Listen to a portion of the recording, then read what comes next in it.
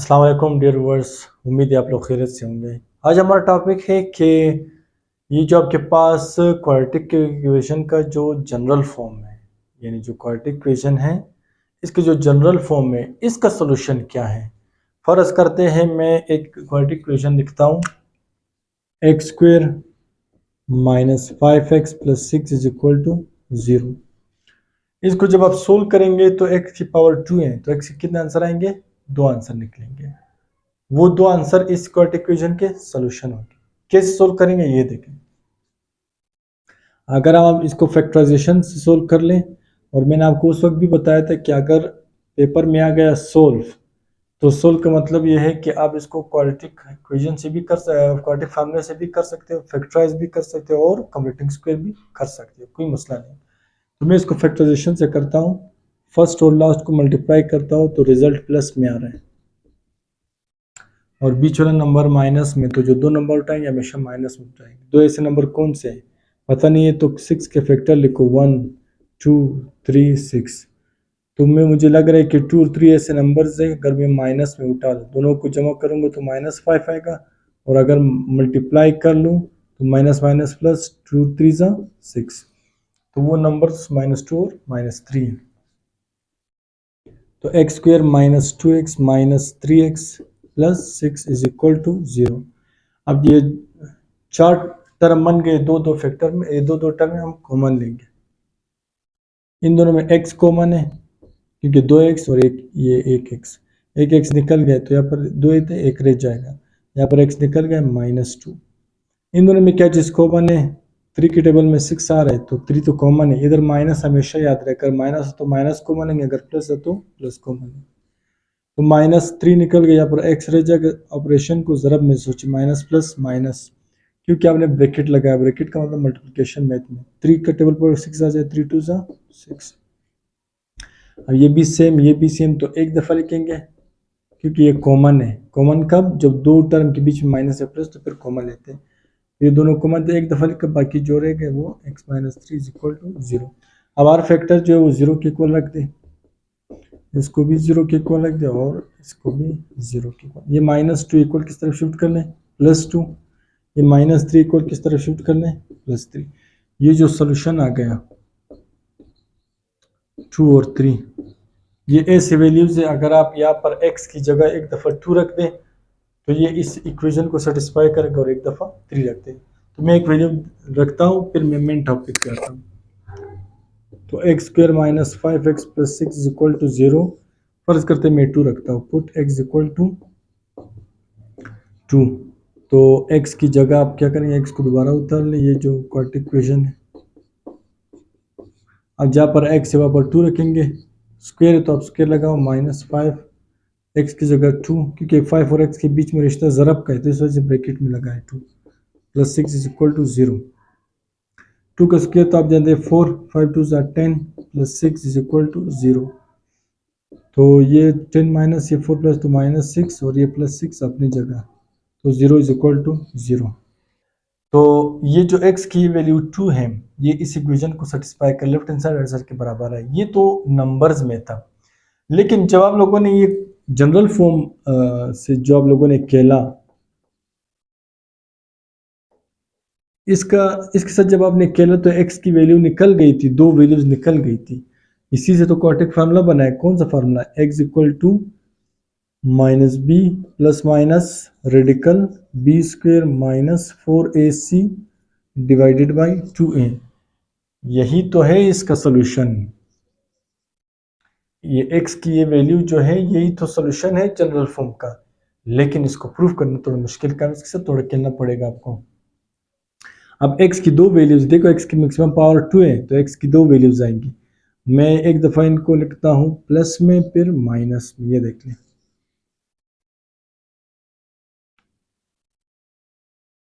एक दफ़ा मैंने प्लस में लिखा और एक दफ़ा माइनस में लिखूंगा।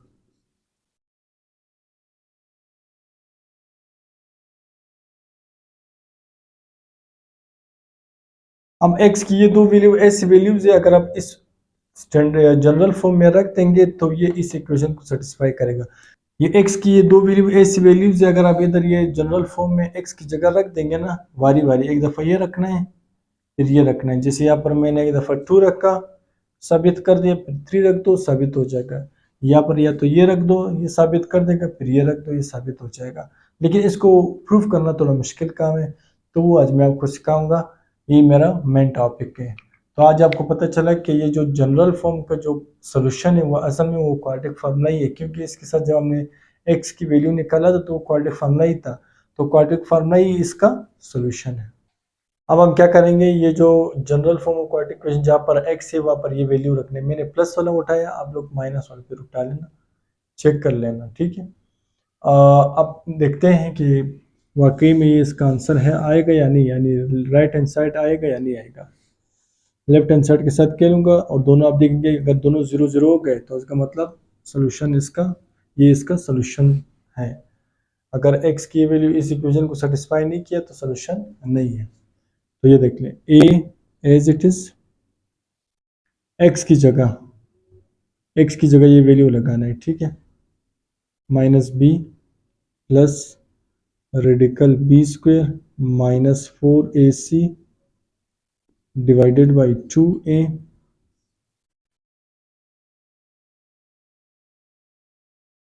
ये स्क्वायर फार्मूले की मतलब ये जो जनरल फॉर्म है उस पर स्क्वायर, तो इस वजह से मैंने स्क्वायर लगाया।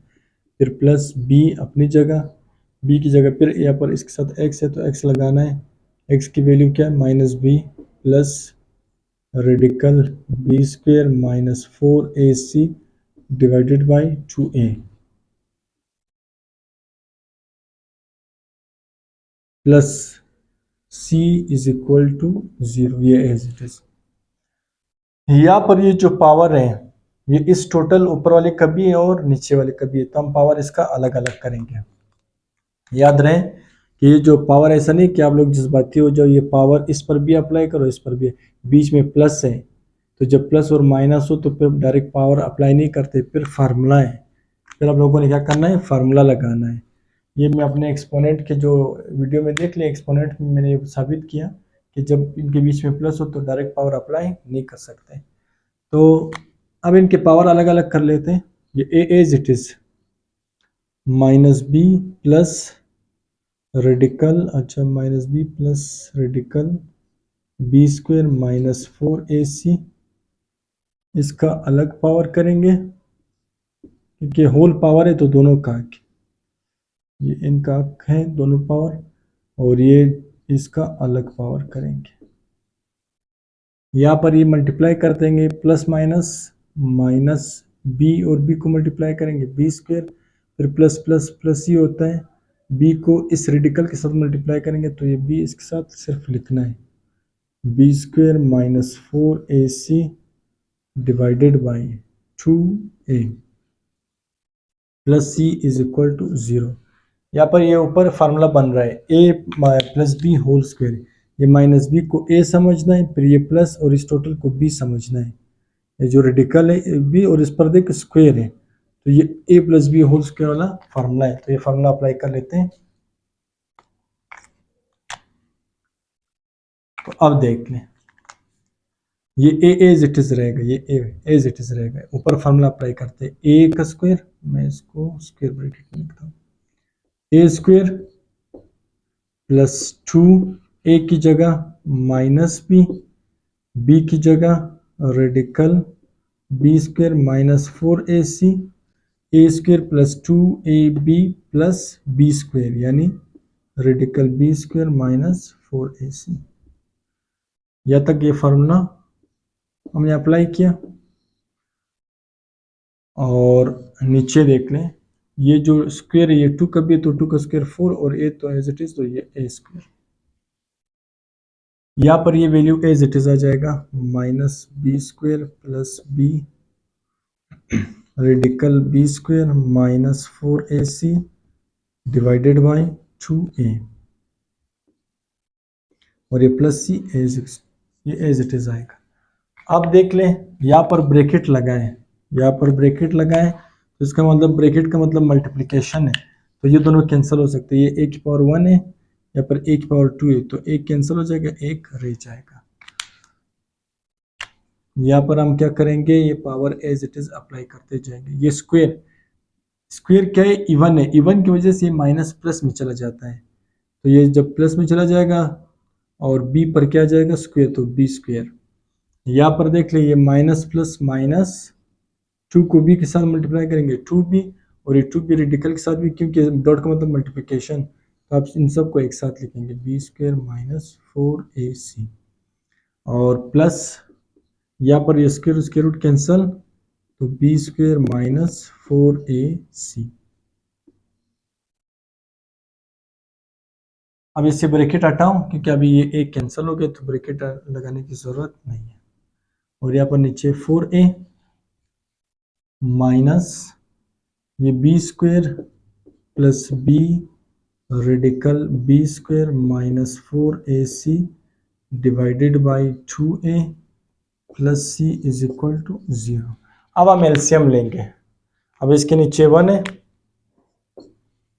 अब इन सब का अगर आप एलसीएम लोगे तो 4a आएगा। क्यों?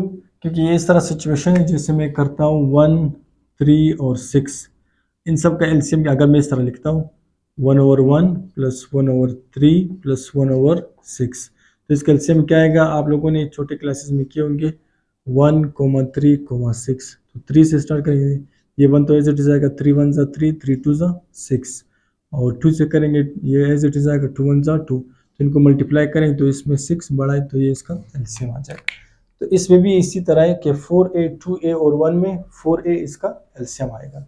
अब ऊपर वाला मैं बिठा रहा हूँ, वहाँ पर करवाता हूँ क्योंकि ये थोड़ा स्टेप लेंथी है, नीचे नहीं आएगा। अब हम इसका एलसीएम लेंगे। 4a का 4a 2a 1 में एलसीएम क्या आया, मैंने आपको उधर समझाया था, 4a एलसीएम आया। 4a को 4a पे डिवाइड करेंगे 1 आएगा, उस 1 को ऊपर वाले से मल्टीप्लाई करेंगे, 1 तो किसी नंबर पे ऐसा नहीं डालता, ये एज इट इज आ जाएगा, plus B square minus 4ac। फिर आपने क्या करना है, इस 2a को, इस ये जो एलसीएम आया है 4a, इस 4a को अंदर रखना है और इस 2a पे डिवाइड करना है। 2a को किस नंबर से मल्टीप्लाई करो कि 4a बन जाए, तो 2 से करोगे, इस 2 को उठाना है, इस ऊपर वाले यानी ये वाला इससे मल्टीप्लाई करना है, 2 को इन दोनों के साथ मल्टीप्लाई करना है। तो ये देख लें, 2 जब बी स्क्वायर के साथ ज़रब का आएगा तो 2b स्क्वायर, और 2 जब b के साथ ज़रब का आएगा तो 2b radical b square minus 4ac। लेकिन यहाँ पर तो 1 है, तो आप क्या करेंगे, इसी एलसीएम को जो 4a आया हुआ है ये अंदर रखेंगे, 1 को किस नंबर से मल्टीप्लाई करो कि 4a आ जाए, तो 4a से मल्टीप्लाई करोगे, इस 4a को उठाना है, इस 1 के ऊपर जो भी रकम है उसी से मल्टीप्लाई करना है, तो ये 4ac आ जाएगा। आप देखते जाए ये आंसर इसका सबका 0 हो जाएगा। ये देख रहे, ये माइनस 4ac, ये प्लस 4ac, ये minus 2b radical b square minus 4ac, ये प्लस 2b रेडिकल, ये बाकी क्या रहेगा इसको देखते हैं। यहाँ पर ये बी स्क्वायर 1, यहाँ पर ये बी स्क्वायर 1, तो कितना हो जाएगा 2b स्क्वायर, बाकी तो कैंसिल हो गए, और ये माइनस 2b स्क्वायर रह गया, और ये 4a एज इट इज, और 2b स्क्वायर में से 2b स्क्वायर निकाले 0/4a, और 0/4a 0 के बराबर है। तो देखो ये इसका आंसर है। मुझे उम्मीद है आपको ये वीडियो पसंद आई होगी। अगर आप मेरे चैनल पे नए हैं तो काइंडली इस चैनल को सब्सक्राइब कर लें और बेल आइकन को प्रेस कर लें ताकि आपको इसी तरह यूज़फुल वीडियोस मिलती रहें। अपना बहुत सारा ख्याल रखें। अल्लाह हाफिज़।